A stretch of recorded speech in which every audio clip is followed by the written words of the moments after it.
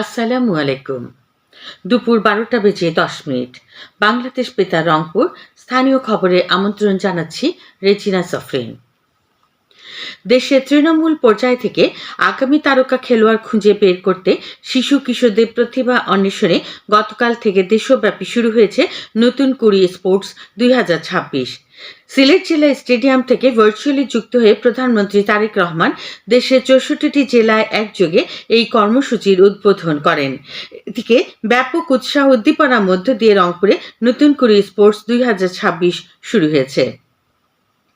আগামী ১০ মে পর্যন্ত ৮টি ইভেন্টে রংপুরে প্রায় ১,৩০০ কিশোর কিশোরী প্রতিযোগিতায় অংশ নিচ্ছে।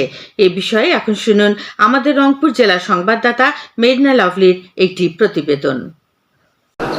শনিবার বিকেলে রংপুর ইনডোর স্টেডিয়ামে বড় পর্দায় নতুন কুড়ি স্পোর্টসের উদ্বোধনী অনুষ্ঠান সরাসরি সম্প্রচার করা হয়। উদ্বোধনী অনুষ্ঠানে খেলোয়াড়রা জাতীয় পর্যায়ে ক্রীড়া নৈপুণ্য দেখিয়ে রংপুরের মুখ উজ্জ্বল করার প্রত্যয় ব্যক্ত করেন।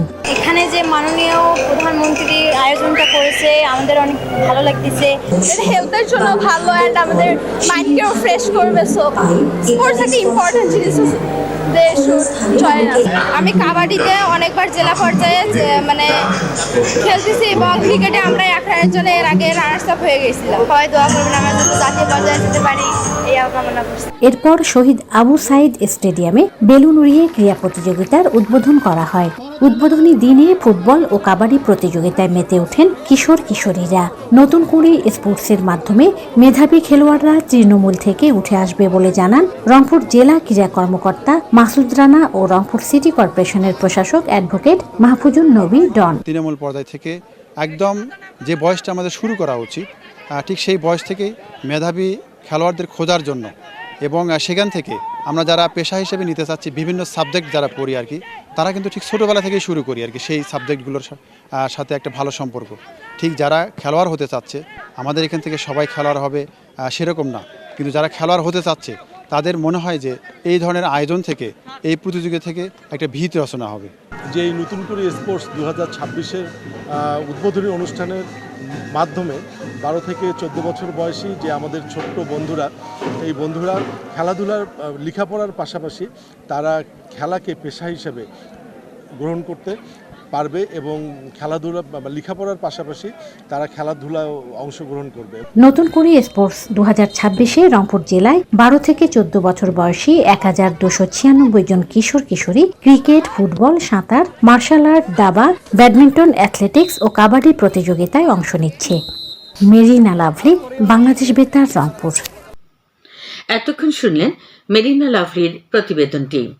এছাড়া লালমনিরহাট, কুড়িগ্রাম, গাইবান্ধা, জয়পুরহাট সহ উত্তরাঞ্চলের অন্যান্য জেলাতেও নতুন কুড়ি স্পোর্টসের উদ্বোধন অনুষ্ঠানের আয়োজন করা হয়।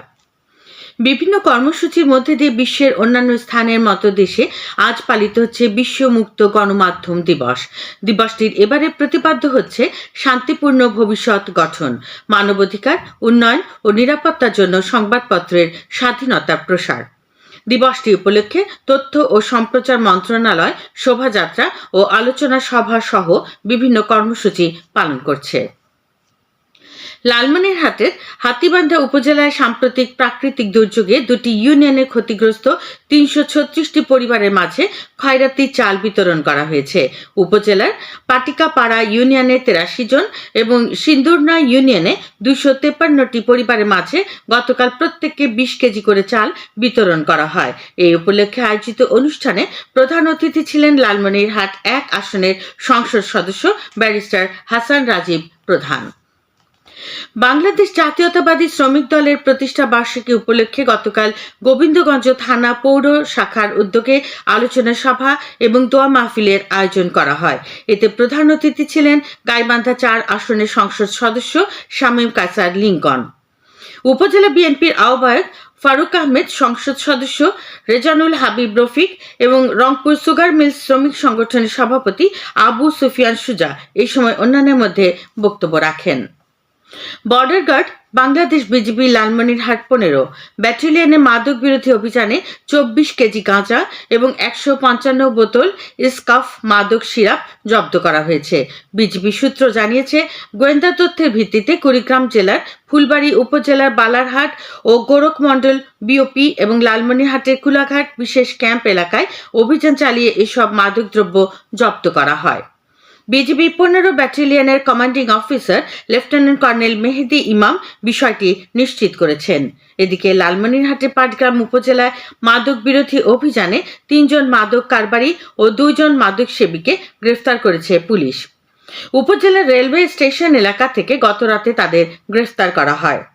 পাটগ্রাম থানার অফিসার ইনচার্জ নাজমুল হক বিষয়টি নিশ্চিত করে জানান, আটক মাদক কারবারিদের বিরুদ্ধে থানায় মামলা দায়ের করে আদালতের মাধ্যমে জেল হাজতে প্রেরণ করা হয়েছে। খেলার খবর ফুটবল। জয়পুরহাটে নতুন করে স্পোর্টসের উদ্বোধনী দিনে গতকাল বিকেলে বালক ও বালিকা গ্রুপে জেলা পর্যায়ের ফুটবল খেলা অনুষ্ঠিত হয়েছে। খেলায় বালক গ্রুপে আক্কেলপুর উপজেলা দল 2-0 গোলে খেতলাল উপজেলা দলকে এবং বালিকা গ্রুপে খেতলাল উপজেলা দল ট্রাইবেকারে 4-1 গোলে আক্কেলপুর উপজেলা দলকে পরাজিত করে। আজ বালক ও বালিকা গ্রুপের ফুটবল খেলায় 5 বিবি ও কালাই উপজেলা দল পরস্পরের মোকাবেলা করবে। সবশেষে আবহাওয়া। আজ সন্ধ্যে 6টা পর্যন্ত অভ্যন্তরীণ নদীবন্দরগুলোর জন্য পূর্বাভাসে বলা হয়েছে, ঢাকা, ফরিদপুর, যশোর, কুষ্টিয়া, খুলনা, বরিশাল, পটুয়াখালী, নোয়াখালী, কুমিল্লা, চট্টগ্রাম ও কক্সবাজার অঞ্চলসমূহের উপর দিয়ে পশ্চিম উত্তর পশ্চিম দিক থেকে ঘন্টায় 45 থেকে 60 কিলোমিটার বেগে দমকা থেকে ঝোড়ো হাওয়া বয়ে যেতে পারে। সেই সঙ্গে বৃষ্টি অথবা বজ্র সহ বৃষ্টিপাতের সম্ভাবনা রয়েছে। এই সব এলাকার নদীবন্দর সমূহকে 1 নম্বর সতর্কতা সংকেত দেখাতে বলা হয়েছে। খবর শেষ হলো। আমাদের পরবর্তী স্থানীয় খবর প্রচারিত হবে বেলা 2টা 5 মিনিটে।